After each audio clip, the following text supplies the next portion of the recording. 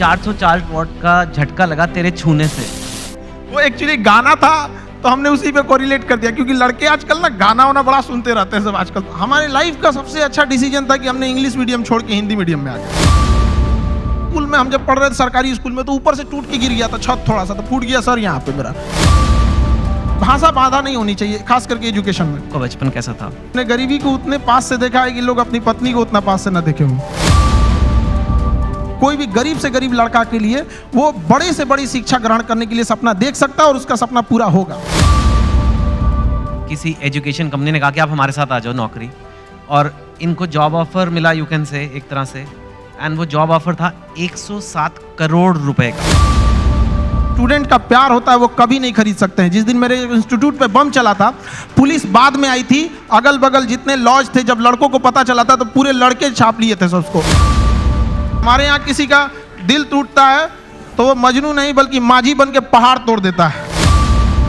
Education system इतना महंगा हो गया है कि जो जिन लोगों के पास पैसे नहीं थे वो अपने आप को दबा हुआ महसूस करते हैं। तो अभी इतनी सस्ती फीस होने की वजह से हर कोई पढ़ेगा, और पढ़ने के बाद जब वो मेंटल लेवल बढ़ेगा तो कुर्सी पे बैठने वाले अधिकारी और सामने की पब्लिक, केवल अंतर रहेगा तो कुर्सी का, बाकी मेंटल लेवल समान रहेगा। कोई शोषण नहीं कर सकता वहां पे।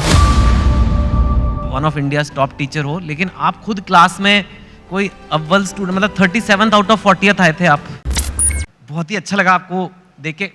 आई थिंक मोस्ट पीपल यहाँ पे शायद खान सर को जानते होंगे, जो नहीं जानते होंगे आज आप जान, एक ऐसी हस्ती से कभी नहीं मिले होंगे, क्योंकि लोग आपको टीचर बोलते हैं, लेकिन आपसे बड़ा एंटरटेनर मैंने कोई नहीं देखा सर।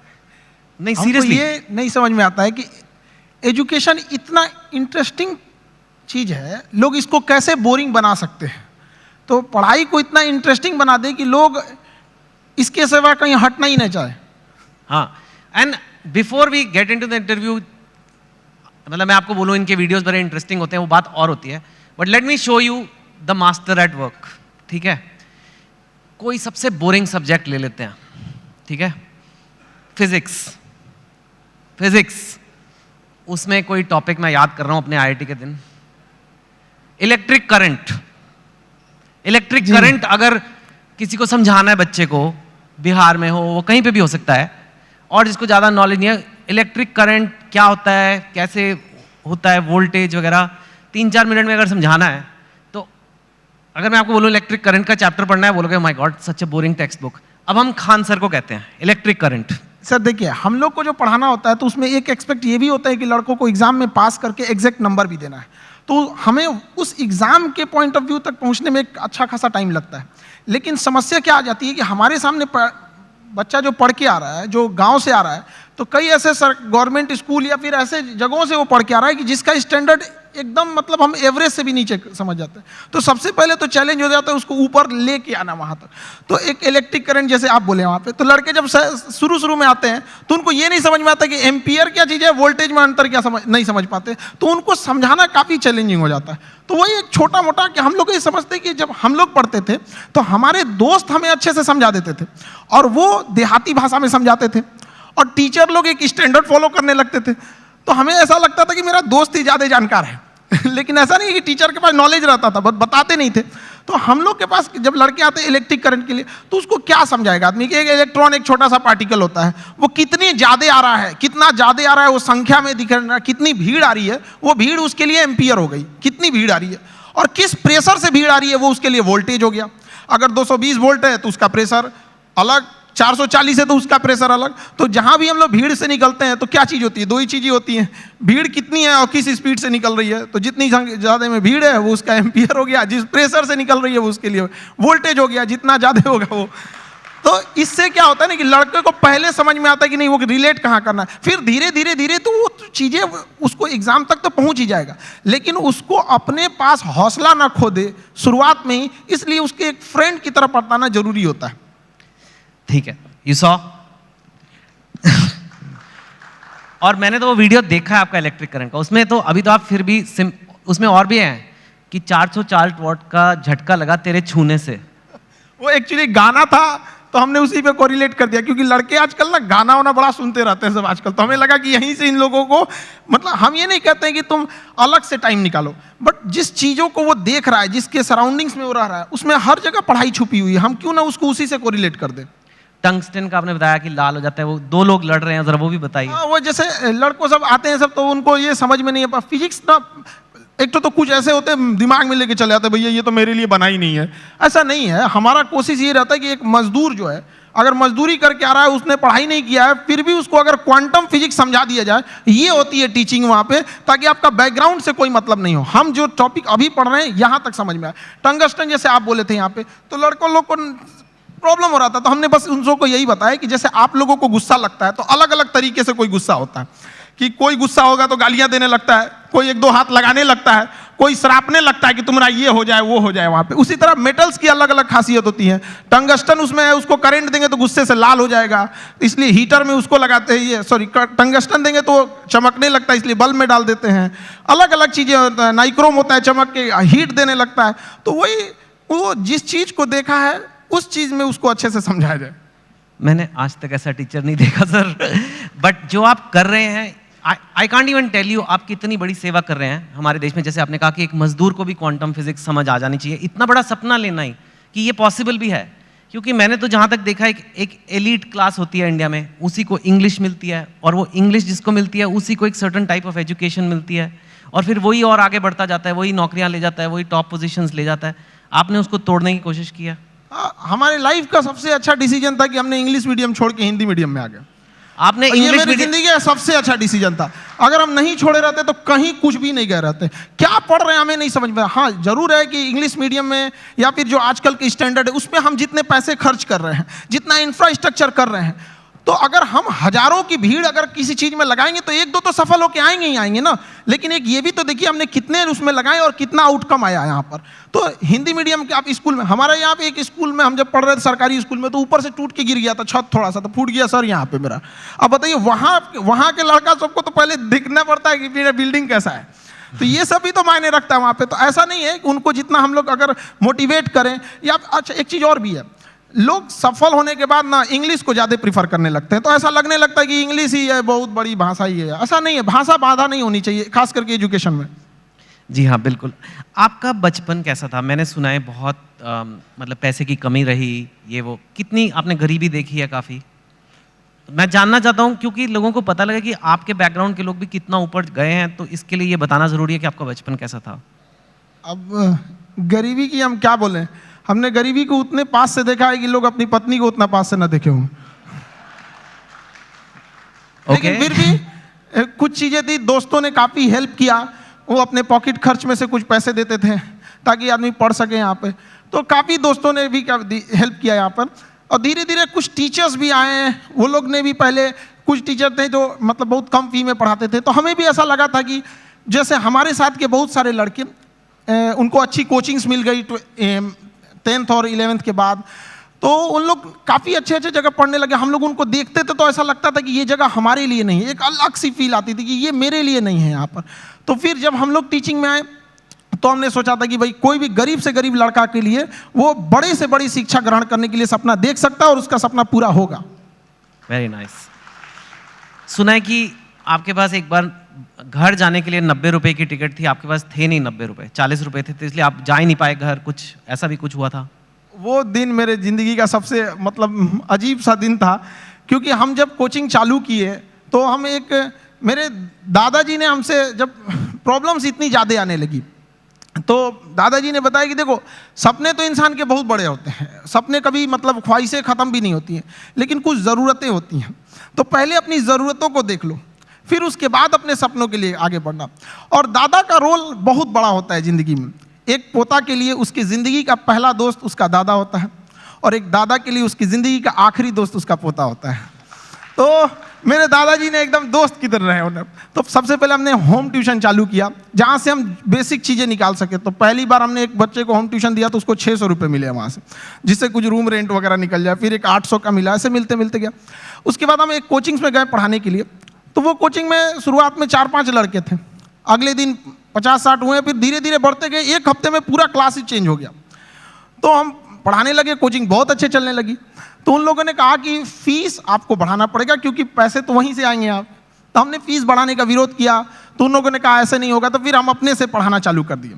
तो हमारी कोचिंग में क्या हुआ कि बम चल गया, बम, एक्चुअल बम वहाँ पे धड़ाधड़ गिरने लगा। हम लोग को दिमाग काम नहीं किया वहाँ पे, और क्या किए, सारी चीज़ें तहस नहस हो गई। अब हमको लगा कि अब घर जाना पड़ेगा, और घर जाने के लिए पैसे 90 रुपये चाहिए होते हैं, हमारे पास वही 40-50 रुपये थे। तो हम कहें कि अब घर भी नहीं लौट सकते, यहीं रुकते हैं, शायद कोई रोक रहा है हमें।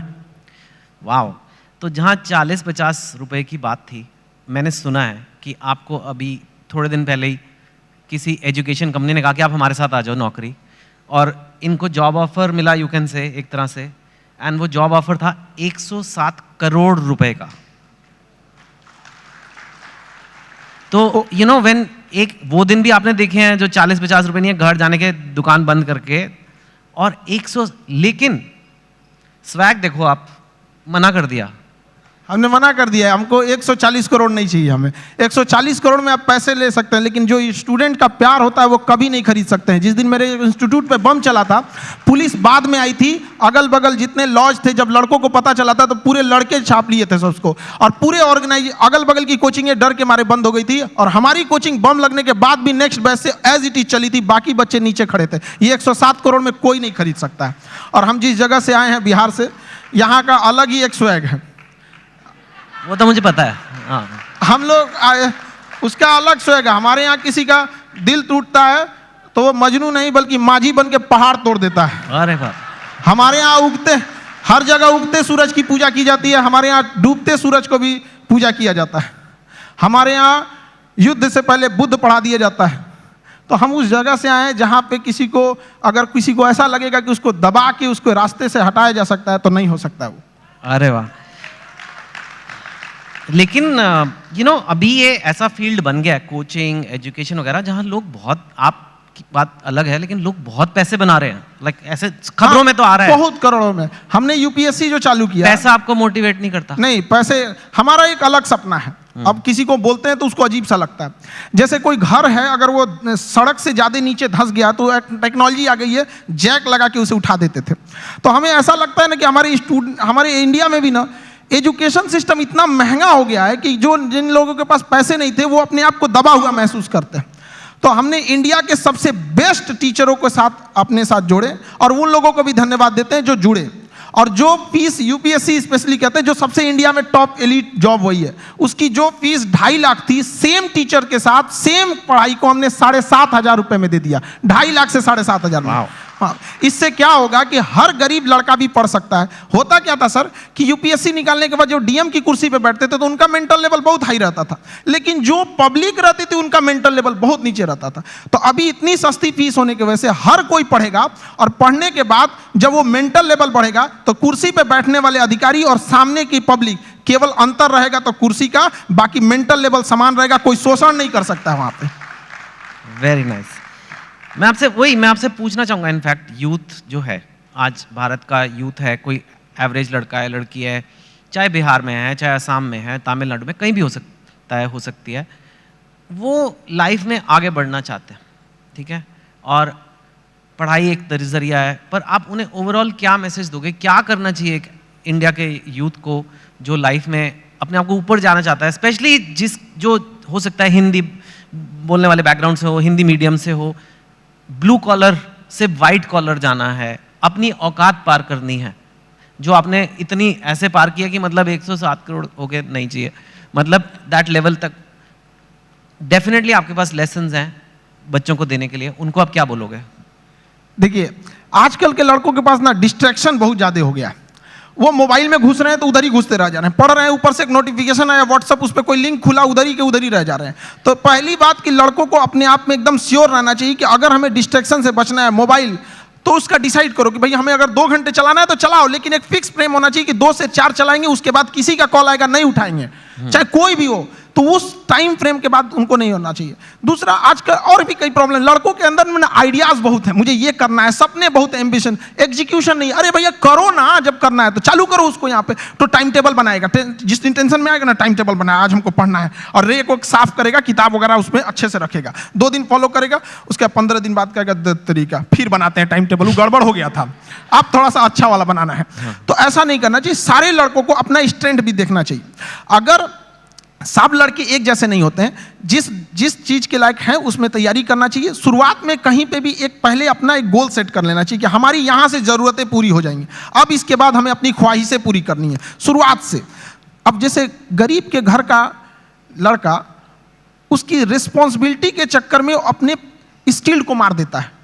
एक गांव का लड़का है, इतना बेहतरीन डिजाइन बनाया, आर्ट बनाया, पेंटिंग, लेकिन वो क्या कर सकता है गांव का लड़का? उसके यहाँ घर वाले कहेंगे कौन सी पेंटिंग बना रहा है? तो वो ऐसा नहीं है कि स्किल्ड हर जगह। तो लड़कों को भी पहले एक जगह सेटल हो जाना चाहिए यहाँ पे, उसके बाद पूरी उम्र बची है अपने स्किल को निखारने के लिए।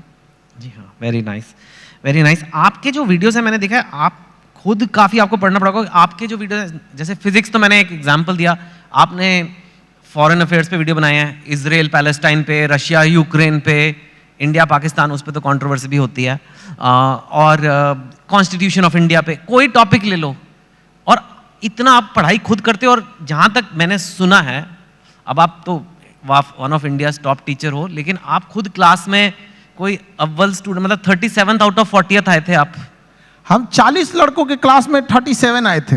मेरे टीचर परेशान रहते थे कि मेरे स्कूल पे ये धब्बा बन जाएगा। हम उनसे कहें कि सर क्यों परेशान है, चांद फेमस है अपने धब्बा के लिए, लेकिन वो मानते नहीं थे। वो ऐसा नहीं कि केवल यहाँ शुरू में, बाद में भी ऐसे ही रहे, मतलब धीरे धीरे ऐसे। हमने पोस्ट ग्रेजुएशन में जिस लड़के को हमसे एग्जाम में पूछ लेता भाई थोड़ा सा हेल्प कर दो, तो जानते ही हैं थोड़ा चल ही जाता है, हमने उसको हेल्प किया, उसका आया 70% से ज्यादा, मेरा 48 आया, हम मार्कशीट फाड़ के फेंक दिए, नहीं चाहिए हमको। क्या करेंगे, वैसे भी हम उसका रख लो भैया वहां पे। नहीं तो अब आप काफी पढ़ते हो, बिकॉज एक चीज को सिखाने के लिए खुद को समझना है, बहुत ही अच्छे से समझना है एक कॉन्सेप्ट को, ताकि उसे मैं एकदम सिंपल वे में और बेटर समझा सकूं।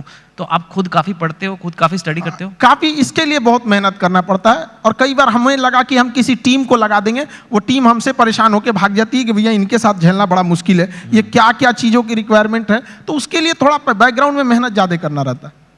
वाह। और पर आप टीचर वैसे शुरू से बनना नहीं चाहते थे, पहले आपका फौज का बड़ा शौक है?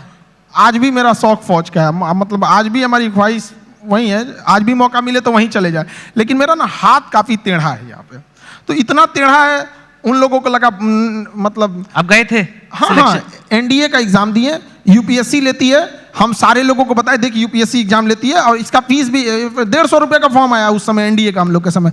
लोगों को लगा कि क्या, तो हमको सब लोगों को लगा कि अभी फौजी बन जाएगा, लेफ्टिनेंट। हम गए वहाँ से, बाद में पता चला ये गड़बड़ है, तो रिजेक्ट हो गए। हालांकि ऐसा नहीं है कि वो लोग सेलेक्ट कर लेते तो अच्छा ही करते हैं वहाँ पे। कभी कभी हमने फौज पे, हथियारों पे, मिसाइल पे ऐसी वीडियोस बना देते हैं कि लोग हमको उधर से फोन आने लगता है, यार इतना थोड़ी बताना है, आप इतना भी मत बता दो वहाँ पे। और फिर उसके बाद आपने ये शुरू किया। मुझे एक बात बताइए, अब हम जनरल बातें करते हैं, हाँ एक दो। आप बिहार से हैं, और बिहार को शायद आपसे अच्छा बहुत ही कम लोग समझते होंगे। बिहार का पर कैपिटा इनकम या बेरोजगारी या कोई भी इकोनॉमिक मैट्रिक्स आप ले लीजिए, आई एम श्योर आपने वीडियो भी बनाए हुए हैं, आप तो यूपीएससी की तैयारी कराते हैं। सपोज करिए जैसे साउथ की स्टेट्स हैं या कहीं से काफ़ी कम है, और ऐसा हिस्टोरिकली नहीं था, तो क्यों है ऐसा और कैसे बदला जा सकता है?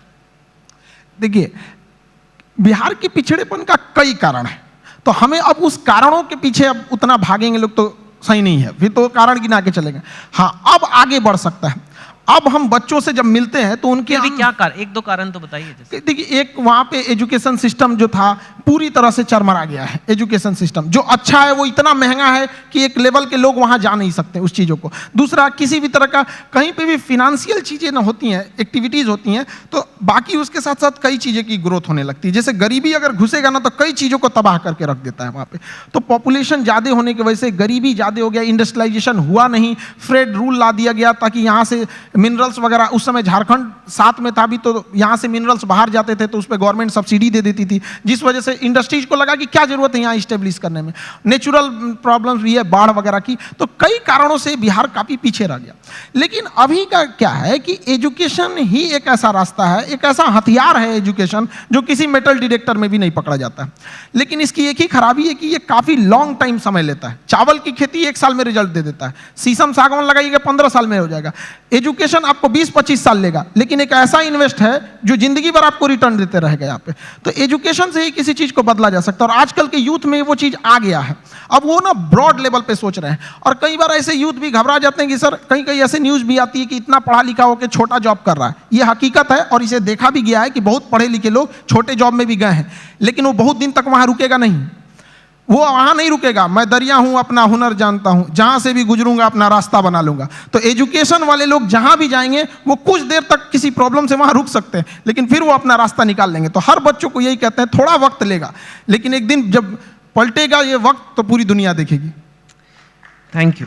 आपको लगता है एजुकेशन, क्वालिटी एजुकेशन है ना, क्वालिटी एजुकेशन कम प्राइस में दी जा सकती है? बिकॉज एक्चुअली आप एक्सेप्शन है इन, मतलब जैसे फॉर एग्जांपल मेडिकल की सीट ले लीजिए या एमडी की सीट, मैंने सुना है 1-1 करोड़ रुपया, मतलब फॉरेन जाके मेडिसिन करना ज़्यादा सस्ता हो गया इंडिया से। ऐसे भी हैं करोड़ रुपए में डिग्रियां हैं। वो कहते हैं कि भाई हमें अच्छी एजुकेशन देनी है तो भाई लगेंगे पैसे, अब कैसे करें, कैंपस बनाना है, इंफ्रास्ट्रक्चर बनाना है, ये बनाना है, वो फैकल्टी लेनी है। आप कह रहे हो कि लो कॉस्ट एजुकेशन भी अच्छी क्वालिटी की दी जा सकती है? बिल्कुल दी जा सकती है, और हमने किया भी है। अगर किसी चीज़, किसी लड़कों से हम यही कहते हैं कि अगर आपको इंडिया के किसी बेस्ट टीचर को ढूंढना है तो 2 तरीके हैं। या तो आप सर्च कीजिए who is best teacher for UPSC, या तो आप खान ग्लोबल स्टडीज पे आके चेक कर लीजिए यहाँ कौन पढ़ा रहा है, तो दोनों में रिजल्ट सेम ही आने वाला है यहाँ पे। अब जैसे आप कह रहे हैं कि एजुकेशन को चेंज किया जा सकता है, गवर्नमेंट किसी चीज़ को लेकर पकड़ के बैठ गई है। मेडिकल कॉलेज के इतने नॉर्म्स है, यूनिवर्सिटीज़ के इतने नॉर्म्स है। हम चाहते हैं कि हम लोग के पास जैसे एजुकेशन सिस्टम में कुछ सुधार होना चाहिए। एजुकेशन एक अलग चीज़ है, स्किल एक अलग चीज़ है। आप यहाँ पे बैठे हैं ड्यू टू योर स्किल, वरना सवाल तो कोई भी पूछ सकता है। तो एज इट इज़ महत्व देना चाहिए एग्जाम में कि अगर 500 का एग्जाम है किसी एकेडमिक चीज़ों की, तो उसमें 250 एजुकेशन होना चाहिए और 250 उसमें स्किल होना चाहिए। हम लोग किस पे भाग रहे हैं? एजुकेशन पे, स्किल्ड पे नहीं भाग रहे हैं। एजुकेशन, स्किल्ड, एक्सपीरियंस, ये 3 चीज चाहिए सबको सक्सेस होने के लिए। हम लोग को अगर गवर्नमेंट दे दे कि भैया एक यूनिवर्सिटी आप खोलो, हम बताते हैं कि अगर हम लोग को एक परमिशन दे दे तो बाकी यूनिवर्सिटियों को प्रॉब्लम हो जाएगी, लोग उंगली उठाने लगेंगे, देखिए 4 दिन हुआ यूनिवर्सिटी खोले, कैसे होता है चीज। करेक्ट। लेकिन गवर्नमेंट इतने रूल्स बना के रखी है कि जिन्हों चेंज करना है वो आने में इतना पेपर वर्क देख के परेशान हो जाएंगे। आधार कार्ड में नाम सुधरवाने में हालत खराब हो जाता है, यूनिवर्सिटी तो बहुत बड़ी चीज है। That's true.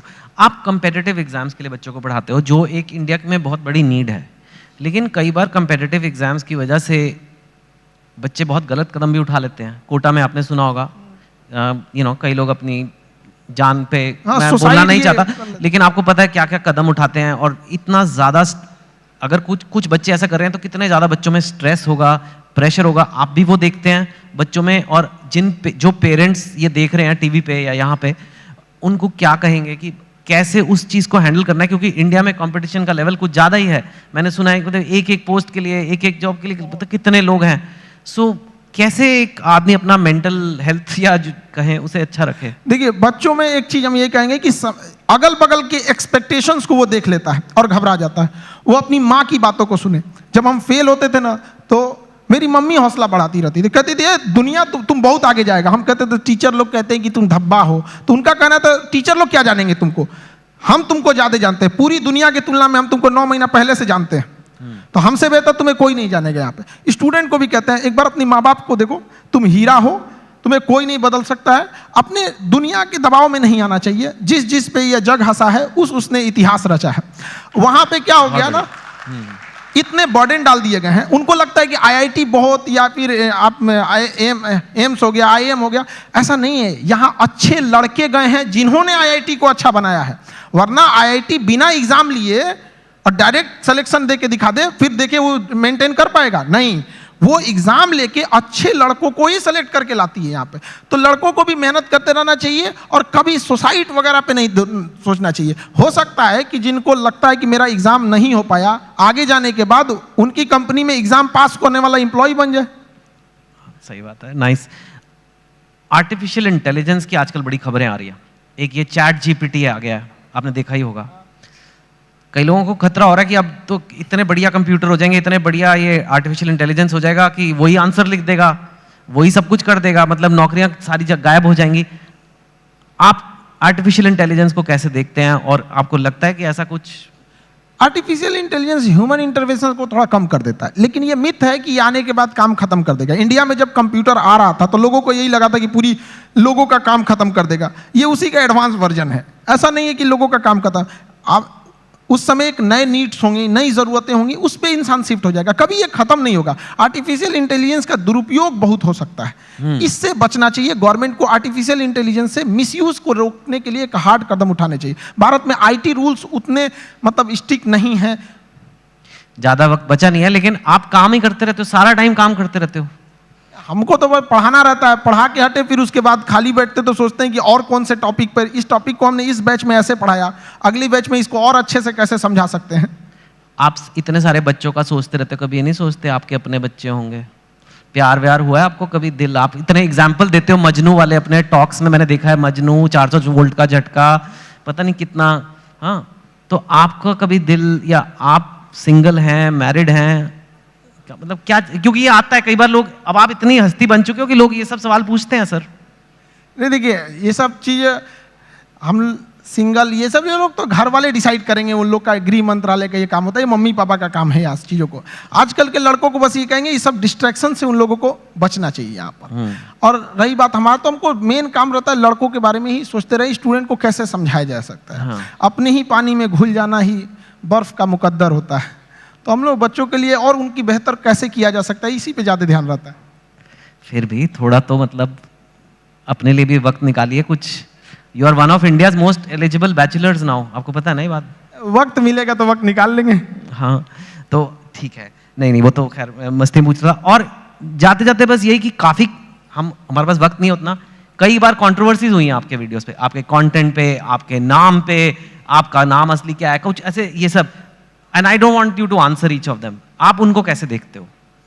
हम कंट्रोवर्सी वाले लोग को देखते हैं, बिना मतलब की चीज़ों को इंटरफेयर करने। वो जिस लेवल पे हम लोग बताते हैं, उस लेवल पे जाने के बाद किसी को कंट्रोवर्सी करने की जरूरत ही नहीं पड़ेगी। हम लोग टीचर हैं, हम लोग बीच का रास्ता नहीं। जो सही है उसको सही बोलेंगे, गलत है उसको गलत बोलेंगे। अगर कोई गलत है तो उसको पूरा बता देंगे कि देखो ये चीज़ें गलत है, और सही है तो उसको पूरा बताएंगे कि ये सही है। अब इंसान वन साइडेड होता है, वो सोचता है कि हम भी उधर ही साइड में चले जाए, ऐसा नहीं हो सकता है।